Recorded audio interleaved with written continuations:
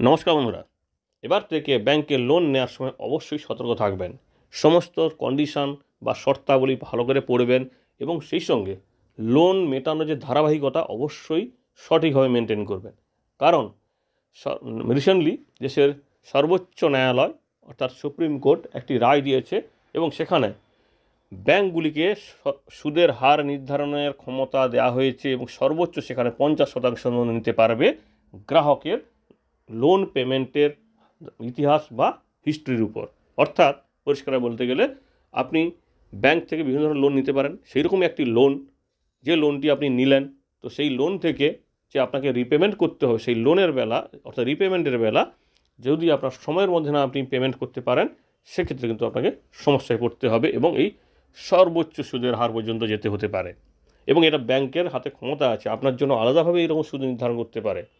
বিষয়টা হচ্ছে কি, দেশের যে সর্বোচ্চ ন্যায়ালয় 16 বছরের একটি রায় খারিজ করে সেখানে এই নতুন রায়টি দিয়েছে।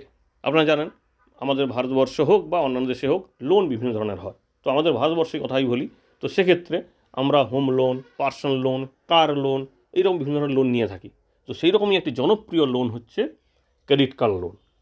আপনারা জানেন ক্রেডিট কার্ড এখন প্রায় ব্যাঙ্কগুলি অফার করে, এমনকি আপনি বাড়িতে বসে আছেন, আপনার কাছে ফোন চলে আসবে আপনার জন্য ক্রেডিট কার্ড ইস্যু হয়েছে, আপনি খুব ভালো গ্রাহক আমাদের। কিন্তু এই রকম কথা বলে যখন আপনার ক্রেডিট কার্ডটি দেওয়া হচ্ছে সেখানে যে টার্মস অ্যান্ড কন্ডিশন সেই জিনিসটা কিন্তু আমরা ভালো করে খেয়াল করি না, আমরা নিয়ে নিই। তো সেই টার্মস অ্যান্ড কন্ডিশনের শর্তাবলী যে থাকে সেটা দিয়েই কিন্তু এই সমস্যাটি হয়েছে। বিষয়টা এই যে ক্রেডিট কার্ডের কথা বলা হচ্ছে বা ক্রেডিট কার্ডের লোনের কথা বলা হচ্ছে, এই ক্রেডিট কার্ডের বকেয়া সেখানে কিন্তু এত নিয়ম ছিল 30%-এর বেশি সুদ নেওয়া যাবে না। তো সেই নিয়মের কিন্তু পরিবর্তন করে দিল সুপ্রিম কোর্ট। তো আপনি যদি ক্রেডিট কার্ড নিতে চাইছেন বা নিয়ে রেখেছেন তাহলে অবশ্যই ভিডিওটি দেখে রাখুন, নাহলে কিন্তু সমস্যায় পড়বেন।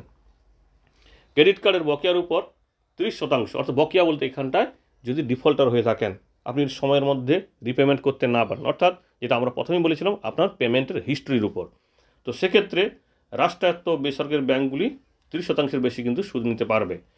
এবং ন্যাশনাল কনজিউমার ডিসপুট রিড্রেসাল কমিশনের 16 বছরের পুরনো রায় খারিজ করে এমন একটি রায় দিয়েছে দেশের শীর্ষ আদালত।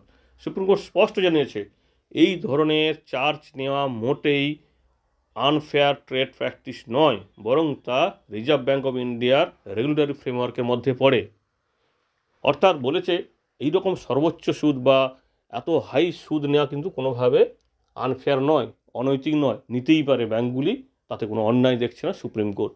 যদিও এই রায়টি সপ্তাহখানেক আগে দেওয়া হয়েছিল, কিন্তু আপনারা অনেকেই কমেন্ট করছেন যে বিষয়টা কী, তো তাই আমরা কিন্তু তথ্যটি আপনার সামনে তুলে ধরছি। হয়তো অনেকেই এই বিষয়টি বুঝে গেছেন, তো যাদের মধ্যে এই নিয়ে কনফিউশন আছে তারা কিন্তু সম্পূর্ণ ভিডিওটি দেখতে পারেন। তো ক্রেডিট কার্ডধারী যথাযথভাবে শিক্ষিত, যেটা সুপ্রিম কোর্ট বলছে, এবং তাদের সুযোগ সুবিধা এবং বাধ্যবাধকতা সম্পর্কে সচেতন থাকে, যার মধ্যে সময়মতো অর্থ প্রদান এবং বিলম্বের জন্য জরিমানার কথাও কিন্তু তাকে আগে জানানো হয়। যদিও এই বিষয়টি সম্পূর্ণ সত্য নয়, আপনারা যারা ক্রেডিট কার্ড ব্যবহার করছেন তো মোটামুটি আপনারা সবাই জানেন অনেক কিছু তথ্য কিন্তু ব্যাঙ্কগুলি থেকে লুকিয়ে দেওয়া হয় বা অনেক সময় তথ্যগুলি সঠিকভাবে বলা হয় না, হালকা করে ছুঁয়ে চলে যায়। তো এই বিষয়টি কিন্তু অবশ্যই হয় বাস্তবে। তো প্রতিষ্ঠানগুলি অভিযোগকারীর কাছে ক্রেডিট কার্ড অপারেশনের শর্তাবলী প্রকাশ করেছিল, তাই জাতীয় কমিশন সুদের হার সহ শর্তাবলী পর্যালোচনা করতে পারবে না। এখানটায় আরও বিষয় বলেছে, সুপ্রিম কোর্ট স্পষ্ট করে দিয়েছে জাতীয় ভোক্তা কমিশনের কাছে একতরফাভাবে আধিপত্য, অর্থাৎ জাতীয় ভোক্তা কমিশন যে এই নির্ধারণ নিয়মটি করে দিয়েছিল যে কোনোভাবে কোনো গ্রাহক যদি সময়ের মধ্যে ক্রেডিট কার্ডের লোন শোধ করতে না পারে সেক্ষেত্রে তাকে 30%-এর বেশি সুদ নেওয়া যাবে না। তো সেই বিষয়টিকে বলা হয়েছে কোনোভাবে এইরকম মানে নির্দেশিকা দিতে পারে না জাতীয় ভোক্তা কমিশন, কারণ গ্রাহকদের কিন্তু সচেতন করা হয়।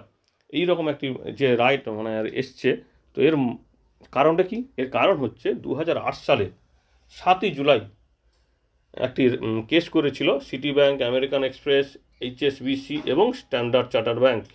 তারা একটি কেস করেছিল এই ন্যাশনাল কনজিউমার ডিসপুট রিড্রেসাল কমিশনের কাছে।